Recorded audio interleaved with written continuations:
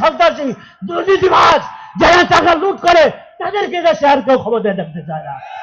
আপনারা কি চান? মোটেই চাই না। এই সংস্কার হতেই হবে, সংস্কারের পরে নির্বাচন। এই নির্বাচনে আমাদেরকে ইসলামপন্থীদেরকে এক হয়ে, যেটা আমাদের আমির বারবার বলছেন যে আমরা আগামী নির্বাচনে ইসলামের একটা বাক্স দিতে চাই, একটা বাক্স দিতে। জনগণ বুঝুক। তারা বলে হুজুর আপনারা খালি বিভিন্ন দলে বিভক্ত, বিভিন্ন ভালো এক হয়ে হাল্লা কেন? এক হইলে আমরা সবাই আপনাদেরকে ভোট দেবো। আমরা আওয়ামী লীগ দেখছি, বিএনপি দেখছি, জাতীয় পার্টি দেখছি, সোনার বাংলা দেখছি, সবুজ বাংলা দেখছি, এবার ইসলামের বাংলাদেশ দেখতে চাই। একমাত্র মুক্তির পথ ইসলাম। সন্ত্রাস, দুর্নীতি, চুরি, ডাকাতি, ঘুষ, রাহাজানি বন্ধ হবে না যতক্ষণ পর্যন্ত এই জমিনে ইসলামী শরিয়া কায়েম না হবে। কি কেউ পারবে? একমাত্র কোরআনী শাসন ছাড়া আমাদের মুক্তি নাই।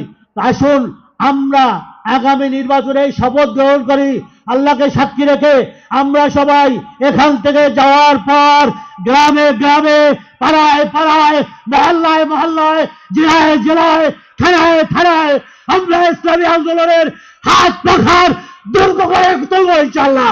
কারা কারা রাজি আছেন?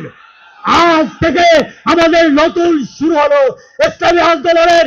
আর হাত পাকা ছাড়ার কোনো মার্কা নাই, একই মার্কা সবাই বলে বলতে হাত পাকা, হাত পাকা, হাত পাকার জয় হোক ইসলামী শাসনের বাংলাদেশ।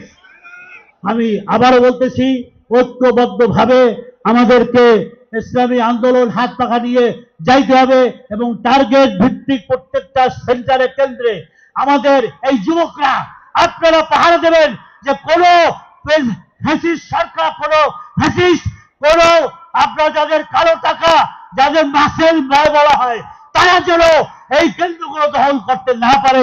এই জন্য আমাদের যুবকরা সেটা পাহারা দিয়ে তাদের মোকাবেলা করবো ইনশাআল্লাহ। যেভাবে শত্রু আসবে সেইভাবে আমরা মোকাবেলা করবো। কি রাজি আছে ইনশাআল্লাহ?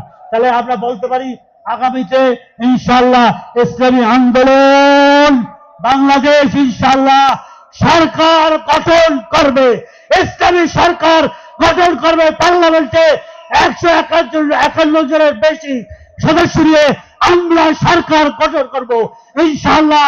কারা কারা রাজি আছেন? আল্লাহু আকবার, আল্লাহু আকবার, আল্লাহু আকবার। আল্লাহ রাব্বুল আলামিন আমাদেরকে সেই তৌফিক দান করেন এবং মুসলমানদের ভিতরে ঐক্যবদ্ধ হয়ে যেন আমরা ফ্যাসিস্ট, এই জালেম, এই ফিরাউন সরকার, যারা অত্যাচারী দুর্নীতিবাজ, তাদের থেকে এই দেশটাকে রক্ষা করতে পারি। আসুন আমরা সবাই ঐক্যবদ্ধ ভাবে ইসলামের পতাকা তলে হাত পাকা নিয়ে আগে এগিয়ে যাই এবং আগামী দিনে ইসলামী রাষ্ট্র উপহার দেই। এই আহ্বান রেখে আমার সংক্ষিপ্ত বক্তব্য এখানে শেষ করছি। নাসরুম মিনাল্লাহ ওয়া ফাতহুন করিব ওয়া বাশশিরিল মুমিনিন। আসসালামু আলাইকুম ওয়া রাহমাতুল্লাহ।